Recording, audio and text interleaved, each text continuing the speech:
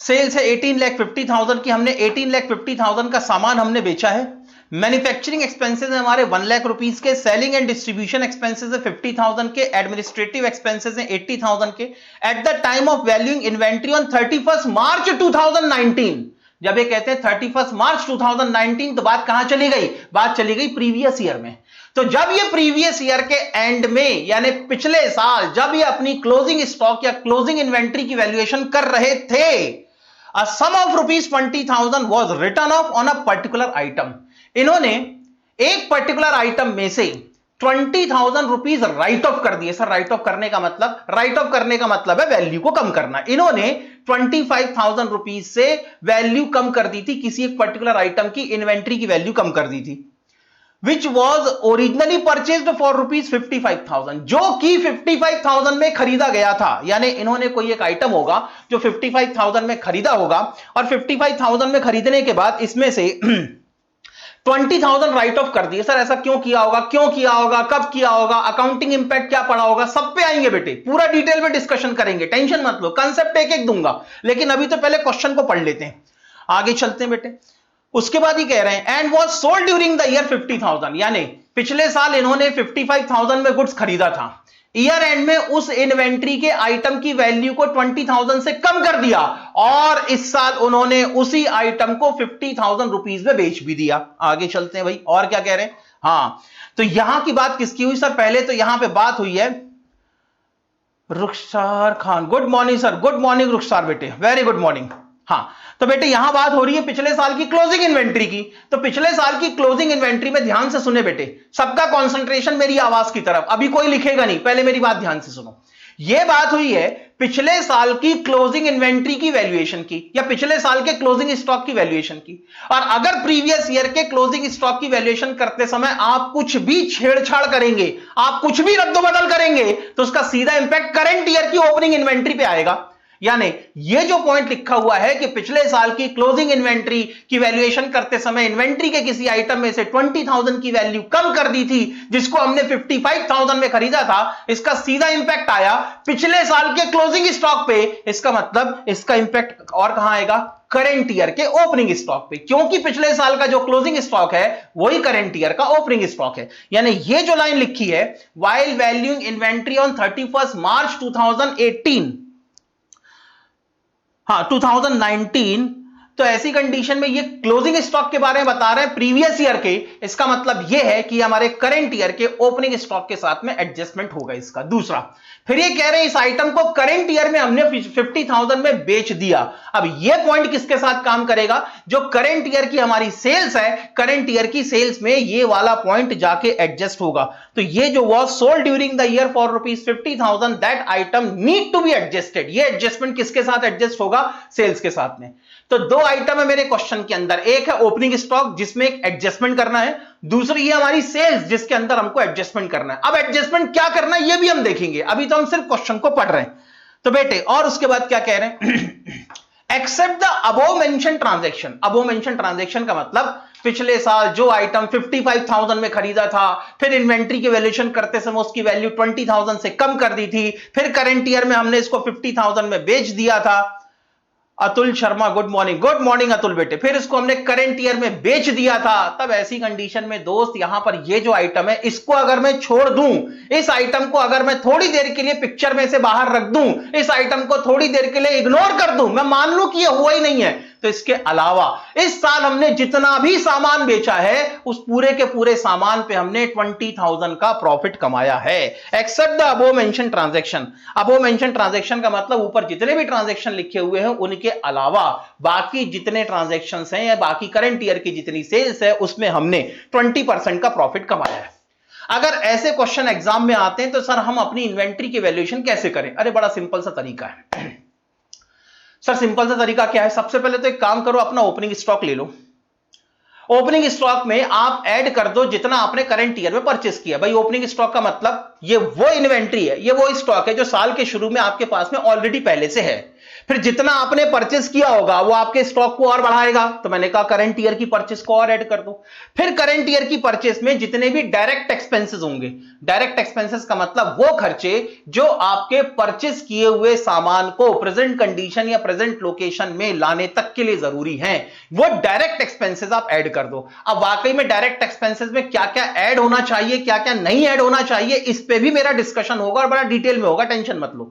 तो मैंने कहा ओपनिंग स्टॉक ले लो, ओपनिंग स्टॉक में परचेस को ऐड कर दो, परचेस में आप अपने डायरेक्ट एक्सपेंसेस ऐड करो। अब इन तीनों को ऐड करने के बाद जो मिलेगा इसको हम कहते हैं cost of goods available for sale. मैं कॉस्ट क्यों कह रहा हूं, क्योंकि ओपनिंग स्टॉक की वैल्यूएशन कॉस्ट में हुई, जो हमने करंट ईयर में परचेस किया वो भी हमारा खर्चा यानी कॉस्ट पे लिखा, उसके बाद जो डायरेक्ट एक्सपेंसेस है वो भी हमारा खर्चा है, उसको भी हमने कॉस्ट पे लिखा। तो इन तीनों को जोड़ूंगा तो क्या निकलेगी, कॉस्ट। और किसकी कॉस्ट, मेरे पास में जितना स्टॉक है जो मेरे पास में साल भर बेचने के लिए अवेलेबल रहा उसको। तो इससे निकलेगा बेटे cost of goods available for sale. इसमें से जितना तुमने सामान बेच दिया उसकी कॉस्ट को माइनस कर दो। Whatever goods has been sold during the year, उसकी जो भी रेलेवेंट कॉस्ट होगी, यानी मैं कह रहा हूं कॉस्ट ऑफ गुड्स सोल्ड, यानी आपको क्वेश्चन में सेल्स दी हुई है लेकिन सेल्स माइनस नहीं करना है क्योंकि सेल्स हमेशा सेलिंग प्राइस पे होती है। अब मैं क्योंकि इन्वेंट्री की वैल्यूएशन कर रहा हूं तो इन्वेंट्री की वैल्यूएशन कॉस्ट पे होनी चाहिए। तो जब मेरे पास में cost of goods available for sale है तो मुझे उसमें से cost of goods sold he minus करना पड़ेगा। तो मैंने कहा इसमें से cost of goods sold minus कर दो।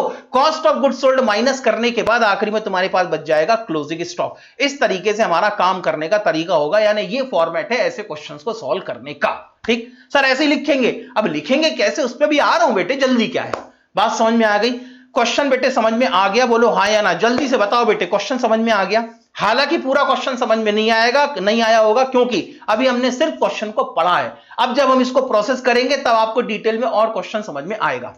आगे बढ़ते हैं। हाँ सर आगे बढ़ो, चलो फिर आगे लो बेटे, क्वेश्चन को पढ़ना सॉल्व करना शुरू करेंगे। आंसर मैंने पहली कहा दोस्त आपकी प्रेजेंटेशन बहुत अच्छी होनी चाहिए। प्रेजेंटेशन के लिए आप बढ़िया कॉलमनर फॉर्म में यहां पे प्रेजेंट करें।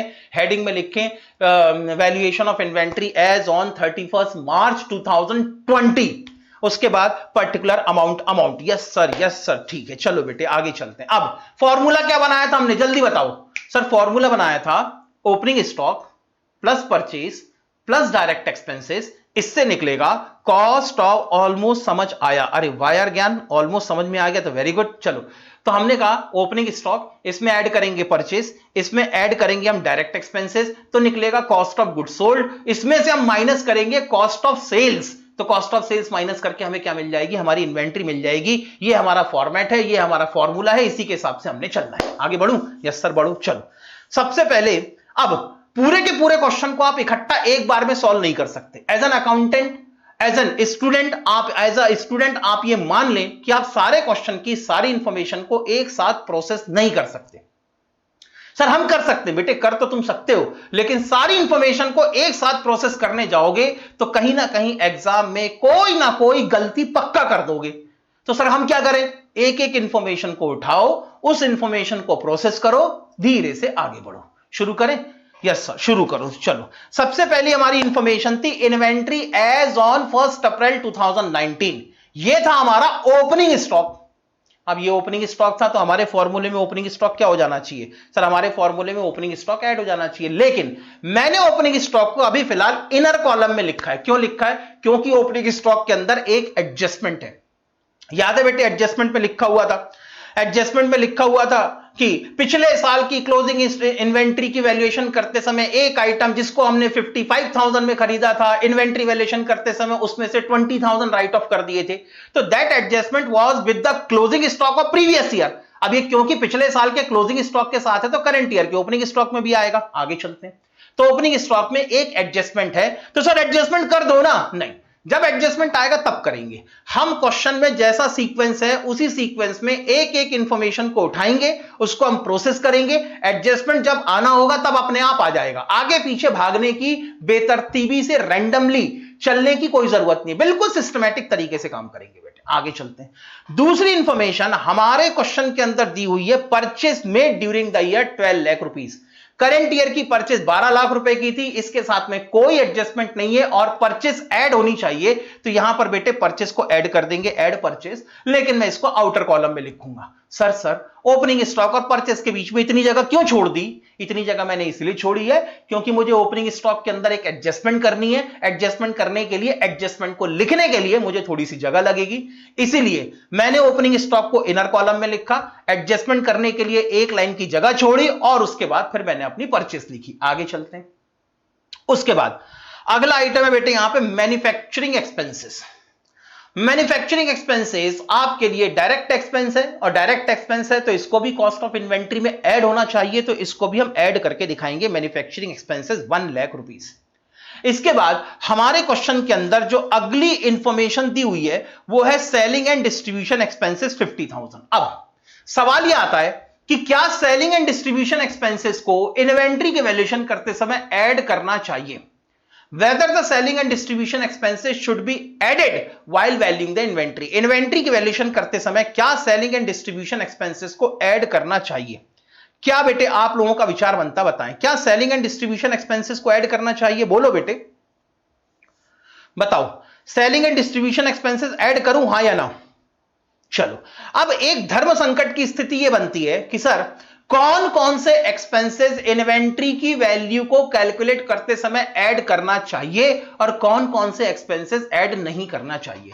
इसी का एक थ्योरेटिकल क्वेश्चन बनता है, बड़ा इंपॉर्टेंट क्वेश्चन बनता है और एग्जाम में ये अभी तक नहीं सर सेल्स, बेटे सेल्स पे आऊंगा अभी। हां, सेल्स को मैंने छोड़ रखा है क्योंकि सेल्स मुझे सबसे आखिरी में प्रोसेस करनी है, ठीक है, इसलिए मैंने सेल्स को फिलहाल छोड़ दिया है। आगे चलते हैं। यस सर, ज्ञान ने कहा यस सर, शिवानी ने कहा नो, तुषार ने कहा नो। हां, सेलिंग एंड डिस्ट्रीब्यूशन एक्सपेंसेस को ऐड नहीं करना चाहिए। अब थोड़ी देर के लिए मेरी बात को पूरे कंसंट्रेशन से सुने। कौन से एक्सपेंसेस सर सेल्स में होगा? अच्छा, सेल्स में एडजस्ट होगा। अनुष्का ने कहा नो सर जी, ठीक है। लगभग सभी के आंसर आसपास नियर अबाउट करेक्ट हैं, लेकिन मुझे लग रहा है कि एक बार इससे रिलेटेड एक कंसेप्ट मेरा डिस्कस हो जाना चाहिए। सुनो, मैं कह रहा हूं बेटे अब सारे लोग लिखना बंद करें और मेरी बात को ध्यान से सुने। इन्वेंट्री के वैल्यूएशन करते समय कौन से एक्सपेंसेस ऐड होने चाहिए और कौन से एक्सपेंसेस ऐड नहीं होने चाहिए, मतलब मेरा मुद्दा चल रहा है exclusion from the cost of inventory. जब भी आप अपनी इन्वेंट्री की कॉस्ट निकालें तो किन खर्चों को आप इन्वेंट्री की कॉस्ट में ऐड नहीं करेंगे या किन खर्चों को आप इन्वेंट्री की कॉस्ट से बाहर रखेंगे, मुद्दा इसका है। यह क्वेश्चन बेटे इंपॉर्टेंट क्वेश्चन है। इंपॉर्टेंट क्वेश्चन इसीलिए है क्योंकि ये जो मैं आपको पढ़ाने वाला हूं ये आपके मॉड्यूल के अंदर भी लिखा हुआ है, लेकिन इससे रिलेटेड कोई थ्योरेटिकल क्वेश्चन आज तक अभी एग्जाम में नहीं आया है, but it is one of the important part of your inventory valuation, इसीलिए ये आपके लिए इंपॉर्टेंट है। तो सवाल ये है कि सर किन खर्चों को ऐड करें और किन खर्चों को ऐड नहीं करें। तो हमारा इंस्टीट्यूट कहता है कि भाई मैं आपको बता देता हूं कि किन किन खर्चों को इन्वेंट्री की वैल्यूएशन करते समय ऐड नहीं करना है, उसके अलावा जो खर्चे हैं आप उनको ऐड कर लो, कोई दिक्कत नहीं है। ठीक है सर, बताओ। तो बेटे इन्वेंट्री के वैल्यूएशन के लिए जो बेसिक अकाउंटिंग स्टैंडर्ड बना वो था accounting standard 2, AS2 valuation of inventory. और ये जो बातें मैं आपको समझा रहा हूं वो आपके मॉड्यूल में भी लिखी है, यानी सीए फाउंडेशन के अंदर भी कवर होती हैं, और यही बातें आपके AS2 के अंदर भी लिखी हैं कि आप इन्वेंट्री की वैल्यूएशन करते समय खास तौर पर किन किन एक्सपेंसेस को इंक्लूड नहीं करेंगे। तो आपका बेटे AS2 कह लो या इन्वेंट्री वैल्यूएशन का बेसिक प्रिंसिपल कह लो, कहता है कि सबसे पहले किसी भी टाइप के एबनॉर्मल लॉस को आप इन्वेंट्री की वैल्यूएशन में ऐड नहीं करेंगे। अब आपका एबनॉर्मल लॉस ऑफ मटेरियल हो या आपका एबनॉर्मल लॉस ऑफ लेबर हो या किसी और तरीके का abnormal loss of manufacturing expense हो, कोई भी एबनॉर्मल लॉस हो, एबनॉर्मल लॉस की भी अपनी एक कॉस्ट होती है, हर एबनॉर्मल लॉस की अपनी एक मॉनेटरी वैल्यू होती है। तो कोई भी किसी भी तरीके का कोई भी एबनॉर्मल लॉस हो, वो एबनॉर्मल लॉस आप अपनी इन्वेंट्री की वैल्यूएशन करते समय ऐड नहीं करेंगे। तो पहला खर्चा जो ऐड नहीं किया जाएगा वो है abnormal loss, abnormal loss of material, abnormal loss of labour और abnormal loss of any kind of manufacturing और अदर एक्सपेंसेस। आगे चलते हैं। दूसरा खर्चा स्टोरेज कॉस्ट। स्टोरेज कॉस्ट या जिसको आप कहते हैं गोडाउन एक्सपेंसेस या कई बार कहते हैं आप वेयरहाउस एक्सपेंसेस, ऐसे स्टोरेज कॉस्ट या गोडाउन कॉस्ट या वेयरहाउस एक्सपेंसेस को भी आप इंक्लूड नहीं करेंगे। लेकिन इसमें एक कंडीशन है। सर कंडीशन क्या है? कंडीशन ये कहती है कि अगर ये खर्चे आपकी गुड्स एंड सर्विसेज के फर्दर प्रोडक्शन के लिए जरूरी हैं तो आप इनको ऐड कर सकते हो। सर ये क्या मामला है? पहले आप कह रहे हो कि स्टोरेज कॉस्ट को ऐड मत करो, फिर आप कह रहे हो कि अगर ये खर्चे आपके फर्दर प्रोडक्शन के लिए जरूरी हैं तब आप इसको ऐड कर सकते हो। अच्छा, इस पॉइंट को समझना है तो इस पॉइंट को समझने के लिए मैं एक एग्जांपल से समझाता हूं। सुनो, एक बिजनेसमैन है, उसका काम है रॉ मटेरियल खरीदना, उसको फिनिश गुड्स में कन्वर्ट करना और फिनिश गुड्स बाद में जाके मार्केट में बेचना। ये उसका पूरा कंप्लीट प्रोसेस है। उसने बेटे एक गोडाउन बनाया, उस गोडाउन के अंदर वो क्या स्टोर करता है? सिर्फ और सिर्फ रॉ मटेरियल को स्टोर करता है। यानी जब भी उसने रॉ मटेरियल खरीदा, वो रॉ मटेरियल के गोडाउन में जाके उसने स्टोर कर दिया। उसने एक गोडाउन और बनाया, उसने एक वेयरहाउस और बनाया। सर ये दूसरा वेयरहाउस क्यों बनाया? भाई फिनिश गुड जब बनेगी तो बिकने के पहले कहीं ना कहीं तो उसको भी स्टोर करना पड़ेगा, तो उसने दूसरा गोडाउन बनाया। दूसरा गोडाउन किसके लिए बनाया? कि जिस दिन फिनिश गुड्स पूरी बन जाएगी हम पूरे फिनिश गुड्स को इस गोडाउन के अंदर स्टोर करेंगे। तो ऐसे उसके पास में 2 गोडाउन है। अब बताओ इन गोडाउन में से कौन सा गोडाउन किसी भी गुड्स एंड सर्विसेज के प्रोडक्शन के लिए जरूरी है? सर हमारे लिए जो पहला गोडाउन है वो प्रोडक्शन के लिए जरूरी है, क्योंकि वहां पर हम रॉ मटेरियल स्टोर कर रहे हैं। अगर ये गोडाउन नहीं होता, फर्स्ट गोडाउन अगर नहीं होता, अगर मैं कहूं कि ये फर्स्ट गोडाउन नहीं होता तो आप रॉ मटेरियल को प्रॉपर तरीके से स्टोर नहीं कर सकते थे, और रॉ मटेरियल को प्रॉपर तरीके से स्टोर नहीं करते तब उस कंडीशन में आपके प्रोडक्शन में दिक्कतें आती। इसीलिए गुड्स का प्रोडक्शन करने के लिए पहला गोडाउन बहुत जरूरी है, लेकिन जब गुड्स फाइनली प्रोड्यूस हो जाता है तो फिनिश गुड्स हमारे दूसरे गोडाउन में स्टोर करते हैं। तो दूसरे गोडाउन का हमारे प्रोडक्शन से कोई लेना देना नहीं है। तो हमारा institute accounting standard two sir raw material वाला, बिल्कुल ठीक जवाब बेटे। तो हमारा इंस्टीट्यूट कहता है कि पहला गोडाउन हमारी प्रोडक्शन के लिए जरूरी है, इसलिए पहले गोडाउन के जो भी खर्चे होंगे, पहले गोडाउन की जितनी भी स्टोरेज कॉस्ट होगी उसको तो आप अपनी इन्वेंट्री की कॉस्ट कैलकुलेट करते समय ऐड करेंगे, लेकिन आपका जो दूसरा गोडाउन है जहां आप फिनिश गुड्स को स्टोर करते हैं वो हमारी प्रोडक्शन प्रोसेस के लिए जरूरी नहीं है। The second godown is necessary for sale of goods, this is not necessary for the production of goods. इसलिए हमारा इंस्टीट्यूट कहता है कि भैया जो दूसरा गोडाउन है इसके स्टोरेज के खर्चे आप अपनी इन्वेंट्री की कॉस्ट में ऐड नहीं करेंगे। यही बात यहां पर लिखी हुई है। क्या लिखा हुआ है ध्यान से पढ़ो। इन्होंने कहा स्टोरेज कॉस्ट को आप इन्वेंट्री की कॉस्ट निकालते समय ऐड नहीं करेंगे, लेकिन उन्होंने एक कंडीशन लगाई। क्या लगाई? Unless those cost are necessary in the production process prior to further production stage. यानी अगर वो प्रोडक्शन प्रोसेस के लिए जरूरी है, आगे का प्रोडक्शन करने के लिए ये स्टोरेज कॉस्ट इनकर करना जरूरी है, नहीं तो आगे का प्रोडक्शन नहीं हो सकता। अगर इतना जरूरी है वो गोडाउन आपके प्रोडक्शन के लिए, तब आप उसकी कॉस्ट को इंक्लूड कर सकते हैं। तो स्टोरेज कॉस्ट को आप जनरली इन्वेंट्री की कॉस्ट में ऐड नहीं करते, लेकिन अगर आपको लगता है कि ये स्टोरेज कॉस्ट हमारे फर्दर प्रोडक्शन के लिए जरूरी है तब स्टोरेज कॉस्ट को ऐड किया जा सकता है। तीसरा खर्चा कौन सा है जो इंक्लूड नहीं करना है? तो इंस्टीट्यूट कहता है और आपकी मॉड्यूल कहती है कि किसी भी तरह के कोई भी एडमिनिस्ट्रेटिव एक्सपेंसेस को, यहां पर बेटे एक्सपेंसेस को कई बार ओवरहेड के नाम से भी पुकारा जाता है। तो जो हमारे फर्स्ट वाला रॉ मटेरियल वाला, बिल्कुल सही बेटे, लगभग आपको बातें समझ में आ रही है। मतलब चलो आगे चलते हैं। फिर हमारा इंस्टीट्यूट कहता है कि कोई भी आपके एडमिनिस्ट्रेटिव एक्सपेंसेस हैं जिनको हम लोग कई बार एडमिनिस्ट्रेटिव ओवरहेड के नाम से पुकारते हैं, तो आप इन एडमिनिस्ट्रेटिव एक्सपेंसेस को या एडमिनिस्ट्रेटिव ओवरहेड को भी इन्वेंट्री की वैल्यूएशन करते समय ऐड नहीं करेंगे। सर एडमिनिस्ट्रेटिव ओवरहेड से मतलब क्या है? एडमिनिस्ट्रेटिव ओवरहेड से मतलब यहां पर यह है कि जो भी खर्चा आप कर रहे हैं जो बिजनेस की रनिंग से रिलेटेड हो, बिजनेस के मेंटेनेंस से रिलेटेड हो, दैट इज एडमिनिस्ट्रेटिव एक्सपेंस। ठीक? हां सर प्रोडक्शन नहीं, प्रोडक्शन की बात नहीं कर रहा। अगर आपका कोई भी खर्चा प्रोडक्शन से रिलेटेड है तब तो बेटे वो आपकी इन्वेंट्री की कॉस्ट में ऐड होगा। मैंने वर्ड यूज किया है एडमिनिस्ट्रेटिव ओवरहेड, और एडमिनिस्ट्रेटिव ओवरहेड या एडमिनिस्ट्रेटिव एक्सपेंस का मतलब होता है वो खर्चा जो आपके बिजनेस को चलाने के लिए और या तो फिर आपके बिजनेस जो एग्जिस्टिंग बिजनेस चल रहा है उसको मेंटेन करने के लिए जरूरी है। ऐसे किसी भी तरह के एडमिनिस्ट्रेटिव ओवरहेड को ऐड नहीं करेंगे। इसमें भी एक शर्त है। सर क्या? वही जो पहले वाली शर्त है वो यहां पर भी है। इनका कहना यह है कि अगर ये एडमिनिस्ट्रेटिव एक्सपेंसेस आपके फर्दर प्रोडक्शन के लिए जरूरी हैं, इन एडमिनिस्ट्रेटिव एक्सपेंसेस के बिना आप फर्दर प्रोडक्शन नहीं कर सकते, ऐसा अगर आपको लगता है तब उस कंडीशन में आप एडमिनिस्ट्रेटिव एक्सपेंसेस को भी ऐड कर सकते हैं। सर ठीक से समझाओ। तो मैंने कहा ये लो बेटे, आपके पास में एक मैनेजर है जिसका नाम है प्रोडक्शन मैनेजर। अब प्रोडक्शन मैनेजर का काम क्या होगा सर? गुड्स एंड सर्विसेज को प्रोडक्शन करने का। एक मैनेजर और भी है सर, वो कौन है? वो है अकाउंट मैनेजर, अकाउंटेंट है हमारा।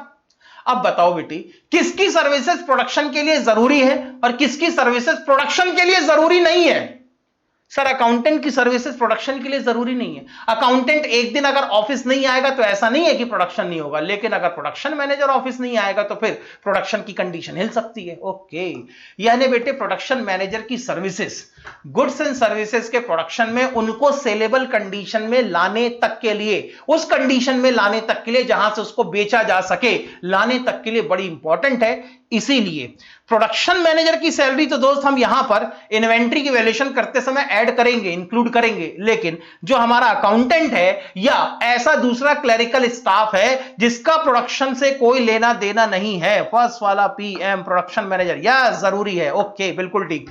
तो प्रोडक्शन मैनेजर की सर्विसेज जरूरी है, तो इसकी जो सैलरी है वो तो हमारी कॉस्ट ऑफ इन्वेंट्री में ऐड होगी, लेकिन जो हमारा अकाउंटेंट है, जो अकाउंट की बुक मेंटेन करता है, उसका हमारी इन्वेंट्री के प्रोडक्शन से, उसको सेलेबल कंडीशन में लाने तक के इंपॉर्टेंट काम से रिलेटेड नहीं है, इसलिए इसकी सैलरी को आप अपनी इन्वेंट्री की कॉस्ट में ऐड नहीं करेंगे, जबकि है दोनों के दोनों एडमिनिस्ट्रेटिव एक्सपेंस। इसीलिए चौथा तीसरा जो खर्चा आया वो आया एडमिनिस्ट्रेटिव ओवरहेड। और कौन से एडमिनिस्ट्रेटिव ओवरहेड को ऐड नहीं करेंगे? तो और क्लैरिफिकेशन के साथ लिखा हुआ है that do not contribute to bringing the inventory in their present condition and their location. और कौन सा खर्चा ऐड नहीं करेंगे? तो बेटे साफ साफ मनाही है। किस चीज की? किसी भी तरीके के सेलिंग एंड डिस्ट्रीब्यूशन कॉस्ट को आप ऐड नहीं करेंगे। ठीक, किसी भी, अब वो कुछ कोई कंडीशन अप्लाई नहीं है, अपने आप में एब्सोल्यूट है। उन्होंने कहा अगर सेलिंग एंड डिस्ट्रीब्यूशन एक्सपेंस है तो बिल्कुल इन्वेंट्री की कॉस्ट में ऐड नहीं करने का इसको। ठीक, कोई कंडीशन अप्लाई नहीं, कुछ नहीं। सेलिंग का एक्सपेंस है, एडवर्टीजमेंट एक्सपेंस है, डिस्ट्रीब्यूशन एक्सपेंस है, धोखे से भी इसको इन्वेंट्री की कॉस्ट में ऐड मत करना। सर ऐसा क्यों? भाई सीधी बात है, सेलिंग एंड डिस्ट्रीब्यूशन एक्सपेंसेस किससे रिलेटेड है? सेल्स से रिलेटेड है, और हमें तो वही खर्चा ऐड करना है जो प्रोडक्शन से रिलेटेड हो। इसीलिए सेलिंग एंड डिस्ट्रीब्यूशन एक्सपेंसेस को आप इन्वेंट्री की कॉस्ट में ऐड नहीं करेंगे।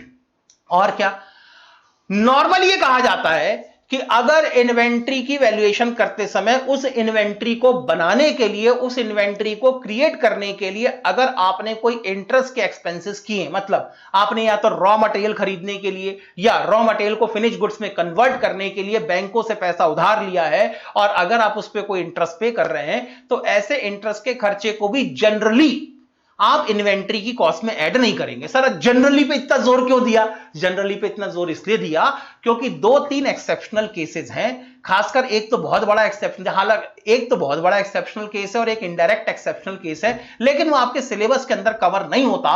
सर ये है कौन सा? एक आता बेटे इसके अंदर हमारे अकाउंटिंग स्टैंडर्ड से, हमारा अकाउंटिंग स्टैंडर्ड है जिसके अंदर कहते हैं कि आप अपने इंटरेस्ट की कॉस्ट को कैपिटलाइज कर सकते हैं, यानी आप इंटरेस्ट के खर्चे को भी कॉस्ट ऑफ एसेट में जोड़ सकते हैं। ठीक है, और एक हमारा अकाउंटिंग स्टैंडर्ड और आता है जो कि ये कहता है कि अगर आपने कोई फॉरेन एक्सचेंज लोन लिया होगा तो उस पर जो इंटरेस्ट लगने वाला है उस इंटरेस्ट को आप कैपिटलाइज कर सकते हैं, ब्ला ब्ला ब्ला। आपके सिलेबस में नहीं है इसलिए बहुत ज्यादा डिटेल में नहीं जा रहा हूं, लेकिन जब आप इंटरमीडिएट में पढ़ेंगे तो इंटरमीडिएट के अंदर आप 2 अकाउंटिंग स्टैंडर्ड पढ़ेंगे, एक पढ़ेंगे बोरोइंग कॉस्ट और एक पढ़ेंगे आप यहां पर effects of changes in foreign exchange rate, AS11 और AS16। AS11 है effects of changes in foreign exchange rate, उसके अंदर कहा गया है कि इंटरेस्ट की कॉस्ट को आप एसेट की कॉस्ट में जोड़ सकते हैं। वैसे AS16 है आपका बोरिंग कॉस्ट, उसके अंदर कहा गया है कि इंटरेस्ट की कॉस्ट को आप कॉस्ट ऑफ एसेट में ऐड कर सकते हैं, लेकिन वहां पर कंडीशन लगी हुई है। आपके लिए दोनों AS आपके सिलेबस का हिस्सा नहीं है, इसीलिए आप लोग एज अ स्टूडेंट मान के चलेंगे कि इंटरेस्ट के खर्चे को भी इंटरेस्ट की इन्वेंट्री की कॉस्ट में इंक्लूड नहीं करना। तो जल्दी जल्दी बेटे फटाफट बोलो मेरे साथ, कौन कौन से खर्चे इन्वेंट्री की वैल्यूएशन में ऐड नहीं होंगे?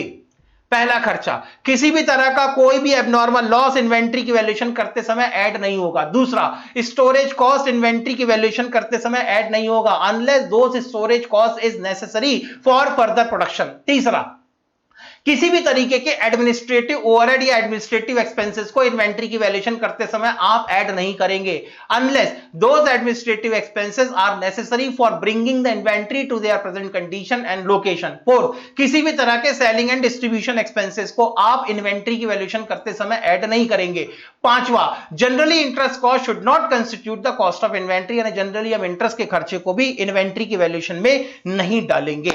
सर अगर सिर्फ एडमिनिस्ट्रेटिव एक्सपेंसेस दिया हो विदाउट एनी फर्दर इंफॉर्मेशन, फिर बाय डिफॉल्ट क्या? बेटे बाय डिफॉल्ट हम ये मानेंगे कि इसका हमारी इन्वेंट्री से, प्रोडक्शन से कोई लेना देना नहीं है, जब तक क्वेश्चन में स्पेसिफिकली ना लिखा हो कि ये वो एडमिनिस्ट्रेटिव एक्सपेंस है जो हमारी इन्वेंट्री के प्रोडक्शन से रिलेटेड है, या कोई ऐसी इंफॉर्मेशन दे दे जो ये बताए कि भाई ये खर्चा हमारे प्रोडक्शन से ही रिलेटेड है। तो अदरवाइज सिर्फ वहां पे लिखा हुआ एडमिनिस्ट्रेटिव एक्सपेंसेस, या सिर्फ वहां पे लिखा हुआ एडमिनिस्ट्रेटिव ओवरहेड, या वहां पे सिर्फ लिखा हुआ सैलरी, तो आपने कहा भैया सैलरी एडमिनिस्ट्रेटिव एक्सपेंस है लेकिन इसको हम इन्वेंट्री की कॉस्ट में ऐड नहीं करेंगे। लेकिन अगर उन्होंने लिख दिया सैलरी ऑफ प्रोडक्शन मैनेजर, या उन्होंने लिख दिया salary of those employ who are engaged in production activity, तो बात अलग है। सर ओवरहेड, हाँ एबनॉर्मल लॉस को इंक्लूड नहीं करेंगे, स्टोरेज कॉस्ट को इंक्लूड नहीं करेंगे, ओवरहेड को इंक्लूड नहीं करेंगे। ओवरहेड मतलब बेटे यहां पर अनुष्का एडमिनिस्ट्रेटिव ओवरहेड है। उसके बाद बेटे कौन कौन से खर्चे ऐड नहीं करना है इसकी बात हमारी कंफर्म हो गई। यहां तक पॉइंट समझ में आ गया? जल्दी बेटे रिप्लाई करें, यहां तक पॉइंट समझ में आ गया हो तो फिर मैं आगे बढ़ता हूं, जल्दी बताओ। हाँ सर हमको यहां तक बात समझ में नहीं आ गई, तो चलो बेटे अपने क्वेश्चन की तरफ वापस चलते हैं। हमारे क्वेश्चन में जो अगला खर्चा आया था वो आया था सेलिंग एंड डिस्ट्रीब्यूशन एक्सपेंसेस। क्या सेलिंग एंड डिस्ट्रीब्यूशन एक्सपेंसेस को, मैं आपसे सवाल पूछ रहा हूं बेटे, जल्दी जल्दी फटाफट जवाब दें। क्या सेलिंग एंड डिस्ट्रीब्यूशन एक्सपेंसेस को इन्वेंट्री की वैल्यूएशन करते समय ऐड करना चाहिए? बोलो हाँ या ना, यस और नो। नहीं सर बिल्कुल ऐड नहीं करना चाहिए। मैंने कहा ठीक है नहीं करना चाहिए, तो छोड़ो फिर, ठीक है। अगला जो खर्चा क्वेश्चन के अंदर दिया हुआ है वो है एडमिनिस्ट्रेटिव एक्सपेंसेस। क्या एडमिनिस्ट्रेटिव एक्सपेंसेस को इन्वेंट्री की वैल्यूएशन करते समय, क्या हाँ जी सर ध्यान, ओके चलो। अगला खर्चा है बेटे यहां पर एडमिनिस्ट्रेटिव एक्सपेंसेस। कोई इंफॉर्मेशन क्वेश्चन में नहीं दी हुई है, कुछ भी नहीं लिखा, सिर्फ लिख दिया सिर्फ लिख दिया एडमिनिस्ट्रेटिव एक्सपेंसेस। ना तो ये लिखा कि ये बताओ बेटे इसको ऐड करूं कि नहीं करूं, ना तो ये लिखा है कि ये प्रोडक्शन से रिलेटेड है, ना तो ये लिखा है कि ये प्रोडक्शन से रिलेटेड नहीं है। नहीं सर नहीं sir, no sir no sir, सबको बात समझ में आ गई। एडमिनिस्ट्रेटिव एक्सपेंसेस को भी ऐड नहीं करना है। चलो इतने खर्चे ऐड कर दूं, ओपनिंग स्टॉक के अंदर एडजस्टमेंट कर दूं, परचेस को ऐड कर दूं, मैन्युफैक्चरिंग एक्सपेंसेस को ऐड कर दूं, तो मुझे क्या मिलेगा? सर इससे हमें मिलेगा cost of goods available for sale. बिल्कुल ठीक। इसमें से मुझे क्या माइनस करना है? सर इसमें से अगर हम cost of goods sold minus कर दें तो फाइनली क्या मिल जाएगी? सर फाइनली मिल जाएगी इन्वेंट्री।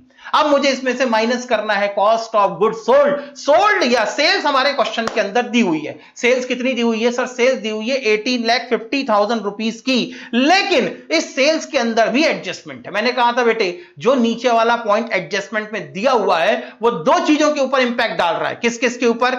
एक तो ओपनिंग स्टॉक के ऊपर इंपैक्ट डाल रहा है, दूसरा ये आपकी सेल्स के ऊपर इंपैक्ट डाल रहा है। इसीलिए मैंने ओपनिंग स्टॉक के फिगर को भी इनर कॉलम में लिखा है और सेल्स के फिगर को भी इनर कॉलम में लिखा है, क्योंकि इसके अंदर एडजस्टमेंट करनी है।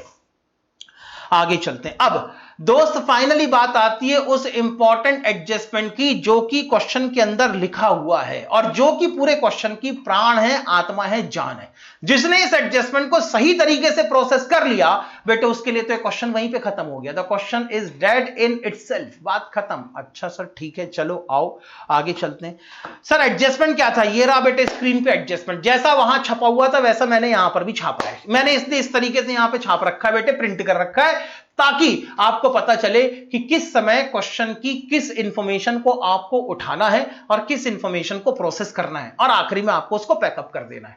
दोस्त मैं आपको पढ़ा दूंगा, आप पढ़ लोगे, मैं आपके कंसेप्ट क्लियर करा दूंगा, आपके कंसेप्ट क्लियर भी हो जाएंगे, लेकिन अगर क्वेश्चन को पढ़ने की काबिलियत आपने अपने अंदर पैदा नहीं की या क्वेश्चन को पढ़ने की काबिलियत मैंने आपके अंदर पैदा नहीं करवाई और मैंने अगर आपको यह नहीं सिखाया कि क्वेश्चन के किस पॉइंट को आपको पहले उठा के प्रोसेस करना चाहिए, क्वेश्चन के किस पॉइंट को आपको बाद में प्रोसेस करना चाहिए, तो बेटे फिर मैं टीचर किसी काम का नहीं हूं। मैं टीचर इसलिए काम का नहीं रहूंगा क्योंकि मैं आपको नॉलेज तो पूरी दे दूंगा, लेकिन एग्जाम क्रैक करने के लिए आपकी जो अप्रोच होना चाहिए और क्वेश्चन को सॉल्व करने का जो तरीका होना चाहिए वही अगर मैं आपको सिखा नहीं पाया तो एग्जाम के अंदर बेटे सारी बातें बेमानी हो जाती हैं। फिर आपकी सारी पढ़ाई, सारी क्लास, सारा टाइम सब बेमानी हो जाएगा बेटे, किसी काम का नहीं रहेगा। इसलिए क्वेश्चन को कैसे डिकोड करना है, उसको कैसे उठाना है और किस एडजस्टमेंट को कैसे प्रोसेस करना है, यह सिखाना भी मेरी टीचिंग टेक्निक का एक इनबिल्ट पार्ट है। तो सारी इंफॉर्मेशन हम प्रोसेस कर चुके हैं। अब आखिरी में बच गया है क्वेश्चन के अंदर एडजस्टमेंट। जैसा एडजस्टमेंट वहां लिखा था वैसे एडजस्टमेंट मैंने यहां लिखा है। आओ आगे चलते हैं। एडजस्टमेंट में पहली लाइन लिखी हुई थी, at the time of valuing inventory as on 31 March 2019, यानी जब हम पिछले साल इन्वेंट्री की वैल्यूएशन कर रहे थे।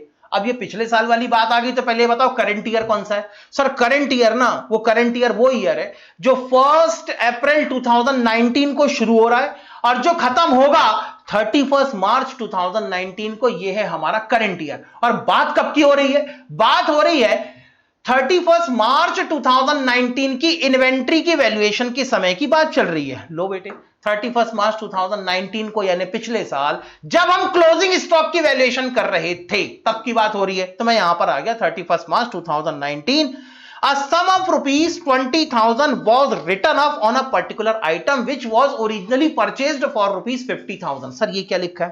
भाई पिछले साल हमने कोई सामान खरीदा होगा, वो सामान खरीदा था हमने 55,000 का, लेकिन मजबूरी वश किसी कारणवश हमको उसकी 20,000 की वैल्यू कम करना पड़ गई।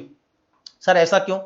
बेटे सुनो, हो सकता है कि इनका टीवी, मैं एग्जांपल के लिए ले रहा हूं, एग्जैक्टली यही मत मान लेना, इनका टीवी खरीद के बेचने का बिजनेस हो, इन्होंने टीवी खरीदी हो, बाद में बेटे हो सकता है कि इनकी टीवी डैमेज हो गई, लाते लाते बेटे रास्ते में उसकी स्क्रीन फूट गई हो, ऐसा हो सकता है उसकी स्क्रीन फूट गई हो, कोई ऐसे हिल गई हो, अंदर का कोई कंपोनेंट खराब हो गया हो, ऐसा भी तो हो सकता है। तो ऐसे गुड्स क्या होते हैं बेटे? Damaged goods. अब डैमेज गुड्स के साथ में क्या होता है? अब इन्होंने भी ऐसे ही कोई डैमेज गुड्स ले लिया होगा या गुड्स इन्होंने ठीक खरीदा होगा, लेकिन गोडाउन में रखे रखे कोई झटका लग गया होगा, कुछ खराबी हो गई होगी, तो गुड्स हो गया डैमेज। अब गुड्स डैमेज हो गया तो इसकी कॉस्ट कितनी थी? सर खरीदा हमने इसको 55,000 में था। सर 35,000 लेस करेंगे ओपनिंग स्टॉक में। हां बेटे 35,000 लेस करेंगे। अभी मैंने बोला ही कहा है? मैंने कुछ बोला ही नहीं बेटे, अभी तो मैं समझा रहा हूं एडजस्टमेंट को। हां रुको आगे चलते हैं। तो बेटे कॉस्ट था इसका 55,000 का। अब जब हमारी टीवी खराब हो गई, हमको समझ में आ गया बॉस 55,000 में हमने ये टेलीविजन सेट खरीदा था, एलईडी टीवी खरीदी थी, अब 55,000 में नहीं बिक सकती क्योंकि स्क्रीन टूट गई है। तो हमने कहा एक काम करेंगे, कम करके स्क्रीन बनाने में लगभग 15-20 हजार का खर्चा आता है, तो 20,000 कम करके हम इसको मार्केट में बेच देंगे। तो अल्टीमेटली 55,000 की कॉस्ट थी। अब क्योंकि मुझे मालूम है 55,000 तो अब इससे रिकवर नहीं हो सकते, भूल जाओ कि अब आप 55,000 में इसी टेलीविजन सेट को बेच सकते हो। तो आपने कहा भाई जितना कम कर सकते हो उतना कम कर दो, जितने में टीवी बिक सकती है उतने में इसकी वैल्यूएशन कर लो। तो बाद में पता चला कि 20,000 कम कर दें तो कोई भी टूटे हुए टेलीविजन सेट को भी टीवी को खरीद लेगा। ठीक है, तो हमने 20,000 राइट ऑफ कर दिया और राइट ऑफ करने के बाद 35,000 रुपीस हमने पिछले साल के क्लोजिंग स्टॉक में ऐड कर दिए।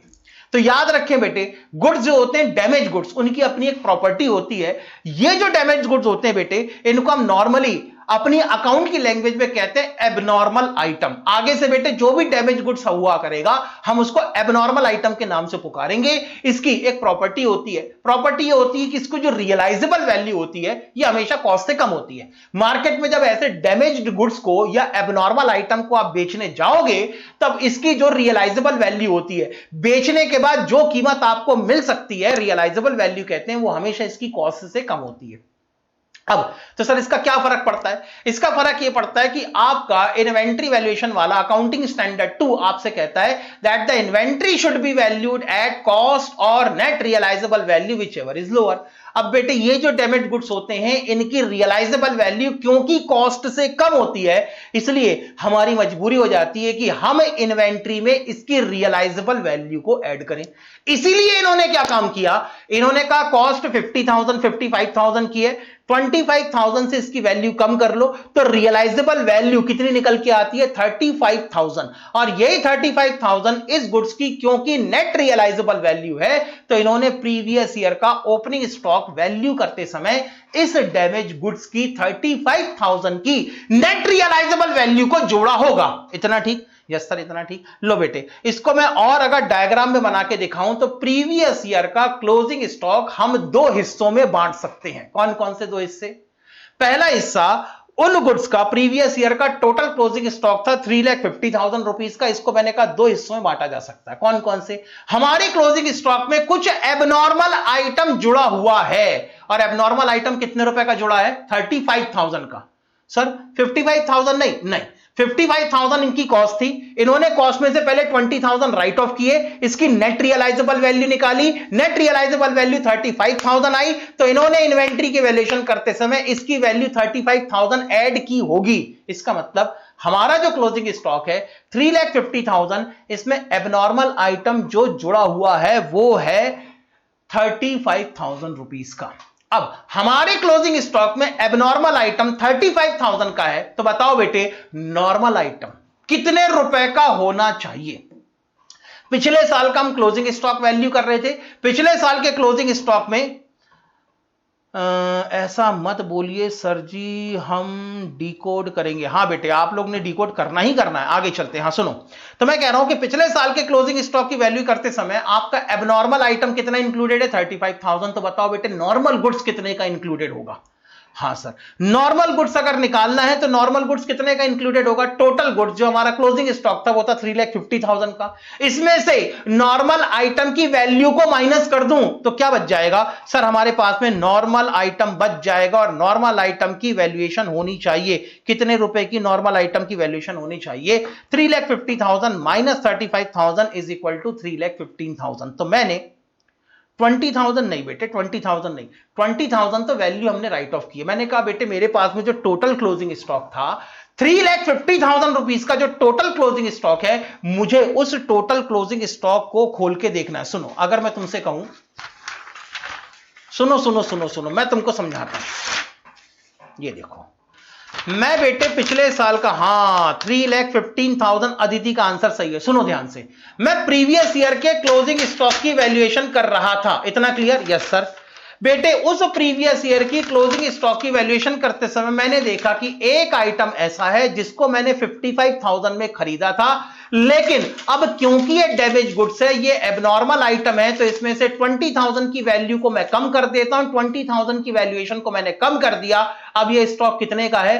35,000 का। तो इस आइटम को मैंने अपने स्टॉक के अंदर 35,000 रुपीज में ऐड किया। बाकी जितने बचे हुए आइटम थे वो सारे के सारे नॉर्मल आइटम थे।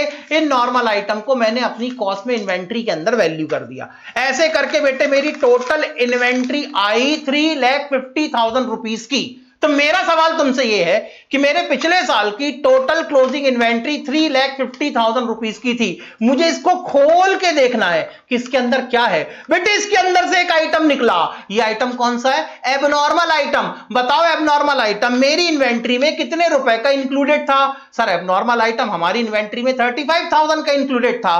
तो अब मेरी इन्वेंट्री में जो बचा हुआ नॉर्मल आइटम है, उस नॉर्मल आइटम की वैल्यू कितनी है?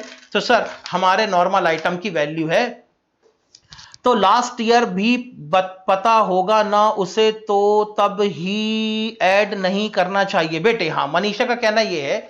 बेटे मनीषा मैं आपके डाउट पे भी आता हूं। 3,15,000 तो हमारे पिछले साल की इन्वेंट्री को, जो हमारे पिछले साल का टोटल क्लोजिंग स्टॉक था, जब मैं अपने पिछले साल के टोटल क्लोजिंग स्टॉक को खोल के देखता हूं तो मुझे पता लगता है कि हमारे प्रीवियस ईयर के क्लोजिंग स्टॉक में एक एबनॉर्मल आइटम है जो कि हमने अपनी इन्वेंट्री में 35,000 रुपीज में ऐड किया था। बाकी बचे हुए हमारे पास में नॉर्मल आइटम है जिन्हें हमने अपनी इन्वेंट्री में 3,15,000 रुपीज में ऐड किया था। अब यहां पर एक बहुत बढ़िया सवाल आया है कि सर अगर ये एबनॉर्मल आइटम है तो हमको पिछले साल भी पता होगा कि एबनॉर्मल आइटम है, और जब ये पिछले साल हमको पता था कि एबनॉर्मल आइटम है तो इन्वेंट्री की वैल्यूएशन करते समय ऐड क्यों किया? बेटे आपके अगर गोडाउन में सामान रखा है और उस सामान की अगर मॉनेटरी वैल्यू है, उस सामान को बेच के कुछ पैसे आपको मिल सकते हैं, भले ही कम मिले ज्यादा मिले, अगर आपको पैसे मिल सकते हैं तो क्या आप उसको अपने स्टॉक में ऐड नहीं करोगे? तो पक्की बात है बेटे, अगर वो हमारे गोडाउन में है, अगर उसके मालिक हम हैं, वो हमारा सामान है, हम उसके मालिक हैं, उसकी ओनरशिप हमारे पास है, फ्यूचर में अगर उसको बेच के कुछ अमाउंट रियलाइज किया जा सकता है तो फिर मैं उसको अपने स्टॉक में ऐड क्यों नहीं करूं? मैं तो बिल्कुल करूंगा ना, मैं मालिक हूं उसका, सामान खरीद रखा मैंने, पैसे खर्च किए मैंने, तो मैं उसको अपने स्टॉक में कैसे इंक्लूड नहीं करूंगा? तो उन्होंने भी कहा भले ही अब नॉर्मल आइटम हो, चलो पूरे पैसे कमा के नहीं देगा, 55,000 पूरे रिकवर नहीं कर पाएंगे, लेकिन 35,000 तो रिकवर कर पाएंगे ना। और अगर 35,000 रिकवर कर सकते हैं तो भले ही 35,000 रुपए में ही सही, लेकिन इसको भी हमारी इन्वेंट्री में तो ऐड होना ही चाहिए ना। तो ऐसे करके इन्होंने पिछले साल का क्लोजिंग स्टॉक निकाला। अब जो पिछले साल के क्लोजिंग स्टॉक के साथ में एडजस्टमेंट हुए हैं, ध्यान से बेटे सिर्फ और सिर्फ अपनी स्क्रीन के ऊपर कंसंट्रेट करना और कहीं पे नहीं। जो एडजस्टमेंट आपने प्रीवियस ईयर के क्लोजिंग स्टॉक में किए हैं, वो पिछले साल का क्लोजिंग स्टॉक जब इस साल का ओपनिंग स्टॉक बना होगा, तो यही एडजस्टमेंट प्रीवियस ईयर के क्लोजिंग स्टॉक के साथ साथ आपके ओपनिंग स्टॉक में भी आए होंगे। मैं फिर से बोलता हूं बेटे एक बार और, ठीक, यही बात समझने वाली है। सुनो, मैं कहता हूं प्रीवियस ईयर का क्लोजिंग स्टॉक वैल्यू करते समय आपने जितने जो भी एडजस्टमेंट किए होंगे, तो क्योंकि प्रीवियस ईयर का क्लोजिंग स्टॉक करंट ईयर का ओपनिंग स्टॉक बनेगा, तो इसलिए जो एडजस्टमेंट आपने प्रीवियस ईयर में अपने क्लोजिंग स्टॉक के साथ किए होंगे, वही एडजस्टमेंट आपके करंट ईयर में ओपनिंग स्टॉक में भी हुए होंगे। यहां तक क्लियर? Yes sir clear. अब चलते हैं अगली इंफॉर्मेशन की तरफ। अगली इंफॉर्मेशन ये कहती है कि ये जो आइटम था, कौन सा आइटम? Abnormal item. पिछले साल हमको कितने का लग रहा था? सर पिछले साल हमको लग रहा था ये 35,000 का, इस साल हमने इसको बेटे 50,000 में बेच दिया। अब हमारी क्वेश्चन की अगली इंफॉर्मेशन कहती है was sold during the year for ₹50,000। Current year में हमने इसको 50,000 में बेच दिया। तो जब आपने इसको करंट ईयर में बेचा होगा, तो पक्की बात है ये आपकी सेल्स के अंदर इंक्लूड हो गया होगा। बताओ बेटे हमारी साल भर की सेल्स कितनी थी? सर हमारी साल भर की सेल है 18,50,000 रुपीस की, और ये जो हमारी साल भर की सेल है 18,50,000 रुपीस की, मैंने कहा बेटे साल भर की सेल्स को भी डिकोड करो। सर डिकोड करो मतलब मैंने साल भर 18,50,000 रुपीस का सामान बेचा। क्या ये पूरा का पूरा नॉर्मल गुड्स बेचा या पूरा का पूरा एबनॉर्मल गुड्स बेचा है, कि इसमें कुछ मैंने एबनॉर्मल गुड्स बेचा है और कुछ मैंने नॉर्मल गुड्स बेचा है? सर इस साल हमने पिछले साल का एबनॉर्मल गुड्स भी बेच दिया, ठीक है, और बाकी बचा हुआ नॉर्मल गुड्स बेचा है। मैंने कहा ठीक है। तो मैंने कहा बेटे बताओ तुम्हारी सेल्स को डिकोड करो, तुम्हारी सेल्स में क्या क्या इंक्लूडेड है? सर हमारी करंट ईयर की जो सेल्स है 18,50,000 रुपीस की, उसमें एबनॉर्मल आइटम की सेल हुई है सर 50,000 रुपीस की। तो इसमें बेटे एबनॉर्मल आइटम बिका है 50,000 रुपीस का, लेकिन हमारी जो करंट ईयर की सेल है उसमें नॉर्मल आइटम कितने रुपए का बिका है? सर हमारी जो करंट ईयर की सेल है उसमें नॉर्मल आइटम बिका होगा 18,50,000 की हमारी टोटल सेल थी। हमारी टोटल सेल थी 18,50,000, इसमें से एबनॉर्मल आइटम की सेल है 50,000 रुपीस। मैंने अलग कर दिया। तो बताओ बेटे नॉर्मल आइटम की सेल मेरी कितने रुपए की होगी? सर नॉर्मल आइटम की सेल निकलेगी हमारी 18 लाख रुपीस की। बेटे मैं बार बार आपके मैसेज बॉक्स को नहीं देख पा रहा हूं, लेकिन आप लोग मैसेज बॉक्स पे आंसर लिखते रहें ताकि मुझे समझ में आता रहे कि बात आपको समझ में आ रही है। ठीक, ये क्वेश्चन बेटे प्रीवियस अटेम्प्ट के अंदर आया हुआ क्वेश्चन और इंपॉर्टेंट क्वेश्चन है। ऐसा क्वेश्चन इसके पहले कभी किसी अटेम्प्ट के अंदर नहीं आ रहा था, इसीलिए मैंने इसको बहुत ही प्रॉपर तरीके से डिकोड करके समझाने की कोशिश करी है। आगे चलते हैं। ठीक है सर आगे चलो। हाँ सर इतना सा आपने दुनिया भर का नाटक फैलाया। आपने कहा करंट ईयर के ओपनिंग स्टॉक को डिकोड करो। आप हमारे करंट ईयर के ओपनिंग स्टॉक में एबनॉर्मल आइटम है 35,000 रुपीस का, नॉर्मल आइटम है 3,15,000 रुपीस का। फिर आपने कहा सर सेल्स को डिकोड करो। सेल्स में हमारी एबनॉर्मल आइटम की सेल है 50,000 रुपीस की, तो नॉर्मल आइटम की सेल है 18 लाख रुपीस की। सर इतना प्रपंच फैला क्यों रहे हो? इतना नाटक कर क्यों रहे हो? बेटे इतना नाटक मैं इसलिए कर रहा हूं क्योंकि जहां जहां ये एबनॉर्मल आइटम इंक्लूडेड है वहां से सबको बाहर करो। है सर बाहर करो मतलब पहले बताओ ये एबनॉर्मल आइटम कहां इंक्लूड है? सर ये एबनॉर्मल आइटम हमारे ओपनिंग स्टॉक के अंदर जुड़ा हुआ है। तो मैंने कहा बेटे एक्सक्लूड।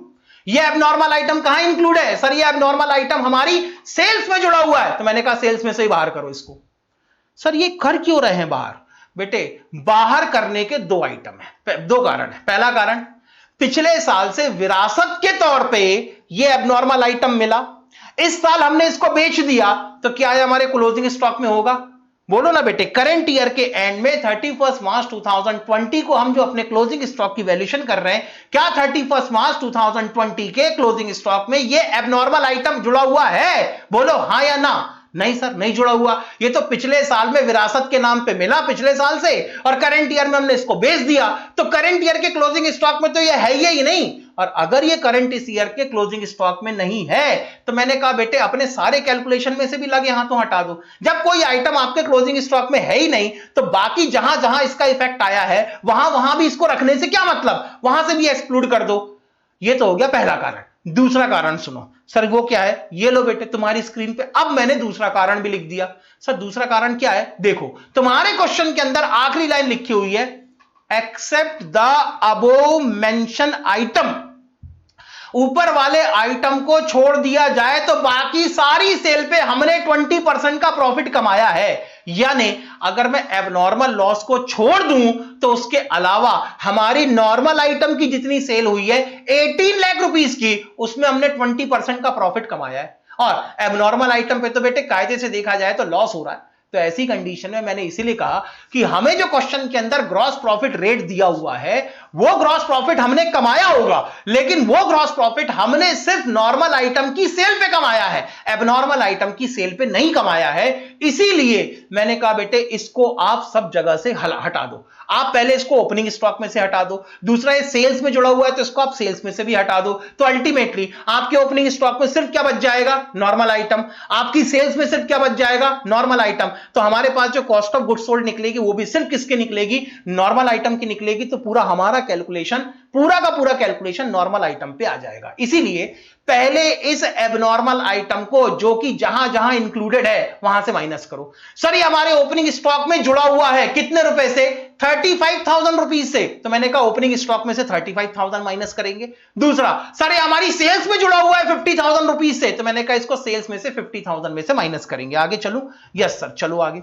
तो सुनो, हमारे ओपनिंग स्टॉक में जुड़ा हुआ है तो मैंने कहा पहले इसको ओपनिंग स्टॉक में से माइनस करो। हमारे ओपनिंग स्टॉक में 35,000 रुपीज एबनॉर्मल आइटम के इंक्लूडेड थे, जुड़े हुए थे। तो मैंने कहा पहले 35,000 को माइनस कर दो। कर दिया सर।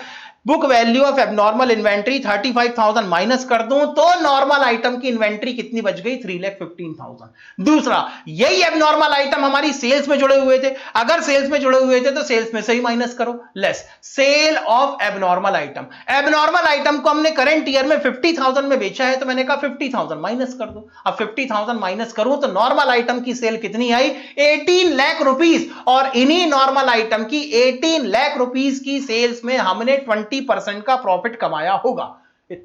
यस सर इतना ठीक। तो अब अगर नॉर्मल आइटम की जो सेल है 18 लाख रुपीस की, इसमें से 20% का प्रॉफिट मैं माइनस कर दूं तो मेरे पास क्या बच जाएगा, cost of goods sold off normal item.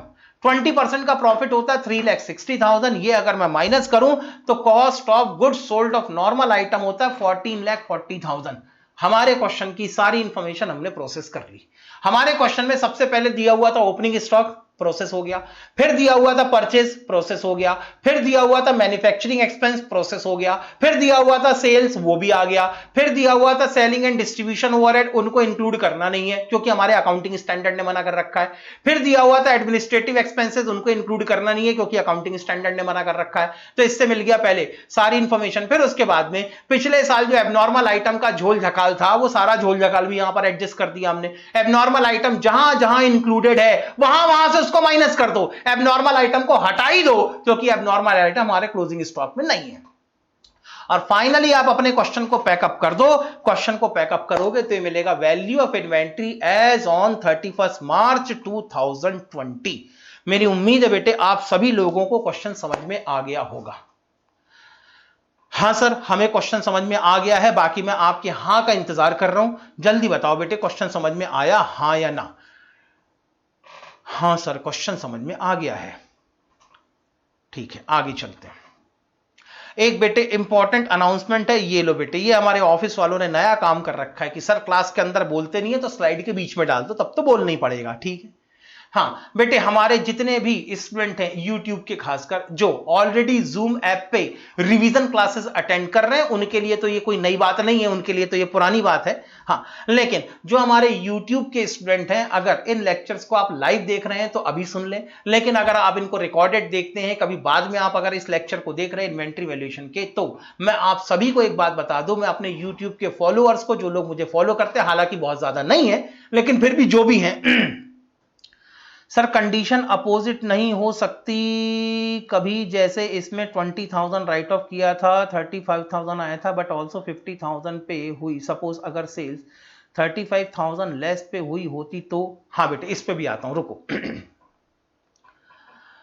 Yes sir आ गया, ठीक है बेटे। मनीषा मैं आपके डाउट पे आ रहा हूं, एक मिनट। हाँ तो इंपॉर्टेंट अनाउंसमेंट ये है बेटे कि ये इंपॉर्टेंट अनाउंसमेंट है। सबसे पहले सीए फाउंडेशन जून 2021 में जो स्टूडेंट्स अपने पेपर लिखने वाले हैं उनके लिए। सर क्या इंपॉर्टेंट अनाउंसमेंट है? तो जून 2021 के जो स्टूडेंट्स आप लोग पेपर लिखने वाले हैं उनके लिए रिवीजन क्लासेस, हमारी रेगुलर रिवीजन क्लासेस चल रही हैं। इन रिवीजन क्लासेस के अंदर हम सारे चैप्टर्स को कवर करने वाले हैं और ये रिवीजन क्लासेस बिल्कुल 100% लाइव हो रही हैं।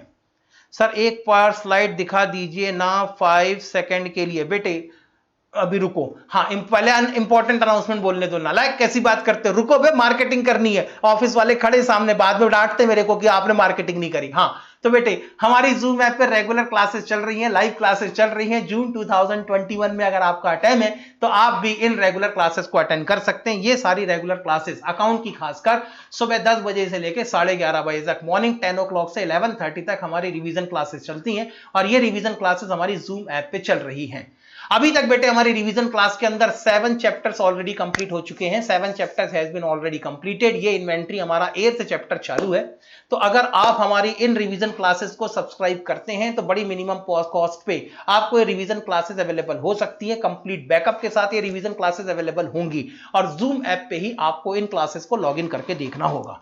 और अगर इन क्लासेस के बारे में आप कोई एडिशनल इंफॉर्मेशन जानना चाहते हैं तो एडिशनल इंफॉर्मेशन के लिए इन नंबर्स पे आप कॉल करके बात कर सकते हैं। आपको पूरी इंफॉर्मेशन इन नंबर्स पे मिल सकती है। ठीक है सर, ओके।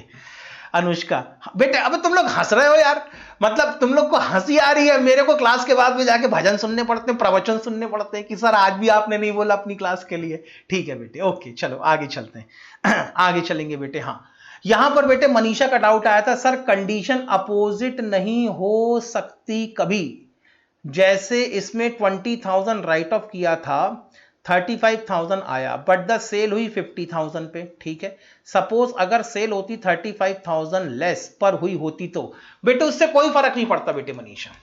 सेल्स ये अभी तो 50,000 में सामान बेच रहे हैं, हो सकता है कि ये 40 में बेच देते, हो सकता है कि ये 35,000 में बेच देते। तब ऐसी कंडीशन में जितने में सामान बिका है उतना आप सेल्स में से माइनस कर दो। मैंने कहा क्या बेटे, ध्यान से सुनो, मैंने आपसे ये कहा, कहां गया, मैंने आपसे बेटे ये कहा कि आपको बस करना इतना है, आपको करंट ईयर के ओपनिंग स्टॉक को डिकोड करना है और करंट ईयर की सेल्स को डिकोड करना है। ओपनिंग स्टॉक में चेक करो एबनॉर्मल आइटम कितने रुपए का इंक्लूडेड है। सर आप हमें सुना दिया करो भजन, नेक्स्ट डे नहीं सुना सकता बेटे, उनकी भी मजबूरी है बेटे। हाँ तो वो लोग मुझसे जो करने के लिए कहते हैं, अगर मैं नहीं करूं तो फिर मैं उनकी बात नहीं सुनूंगा तो कैसे काम चलेगा। हाँ तो बेटे मनीषा मैंने ये कहा कि आपको सिर्फ डिकोड करना है। डिकोड करने का मतलब ये है कि अगर कोई एबनॉर्मल आइटम है तो ओपनिंग स्टॉक में एबनॉर्मल आइटम कितने का है ये आपको ढूंढ के निकालना है और करंट ईयर की सेल्स में एबनॉर्मल आइटम की सेल्स कितने रुपए की है ये आपको ढूंढ के निकालना है। बस जितने रुपए की सेल्स होगी उसको सेल्स में से बाहर कर दो और जितने रुपए का ओपनिंग स्टॉक में जुड़ा हुआ होगा उतने रुपए को ओपनिंग स्टॉक में से माइनस कर दो अल्टीमेटली, और उसके बाद अपना कैलकुलेशन सीधे सीधे तरीके से कर दो, बात खत्म। अब वो कितनी भी कंडीशन रिवर्स हो, इन्होंने प्रीवियस ईयर में 20,000 राइट ऑफ किए हैं और करंट ईयर में 50,000 में बेचा है। अरे प्रीवियस ईयर में 50,000 राइट ऑफ करते और करंट ईयर में भले ही 20,000 में बेचते तो हम ओपनिंग स्टॉक में से 55,000 माइनस कर देते और सेल्स में से 20,000 माइनस कर देते, उससे कोई फर्क नहीं पड़ता। तो दोस्त उम्मीद है ये वाला क्वेश्चन आप लोगों को, आप सभी लोगों, अच्छा रुको रुको रुको, किसी ने कहा था कि सर ये दिखा दो। हाँ ये लो बेटे, अगर किसी को स्क्रीनशॉट लेना हो तो जल्दी से ले लो। तनु वर्मा को समझ में आ गया, कौन था? तुषार बेटे सर एक बार दिखा दीजिए ना 5 सेकंड के लिए। हाँ बेटे स्लाइड देख लो तुषार, जल्दी से इसका स्क्रीनशॉट लो, मुझे आगे बढ़ना है।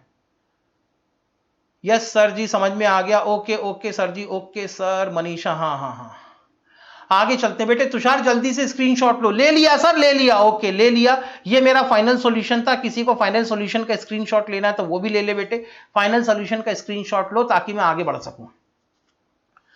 सर अगर लॉस हुआ होता एबनॉर्मल आइटम की सेल में तो भी कोई फर्क नहीं पड़ता, आप लॉस पे बेचते हैं ना, अभी भी तो लॉस पे बेचा है। पिछले साल आपने वैल्यू कर लिया 35,000 में, करंट ईयर को उसको 50,000 में बेच दिया, लेकिन सोचो ना खरीदा कितने में था, खरीदा तो 55,000 में था। 55,000 में खरीदने के बाद भी अगर आप उसको 50,000 में बेच रहे हो तो लॉस ही हो रहा है ना, तो इससे कोई फर्क नहीं पड़ता। आपको तो सिर्फ सेल का अमाउंट चेक करना है और उसको सेल्स में से माइनस कर देना है। इन्होंने कहा कि इस आइटम को 50,000 में बेचा तो हमने सेल्स में से 50,000 माइनस कर दिए। अगर ये कहते हैं कि इस आइटम को हमने 35,000 में बेचा तो हम ओपनिंग स्टॉक में से भी 35,000 माइनस करते, सेल्स में से भी 35,000 माइनस कर देते। ठीक है, सर अब बना दिया, okay sir, yes sir. Sir answer वाली स्लाइड, अबे ये रही आंसर वाली स्लाइड। तुषार जल्दी जल्दी जल्दी फोटो खींचो। सर तो फिर यही ट्रीटमेंट होता क्या? हाँ बेटे यही ट्रीटमेंट होता, सब जगह यही ट्रीटमेंट होता। चलो बेटे मुद्दा है, ऐसा लगता है कि अब मुझे आगे चाहिए। डन सर, आगे चलना चाहिए। हाँ सर ये इंपॉर्टेंट अनाउंसमेंट हो गया।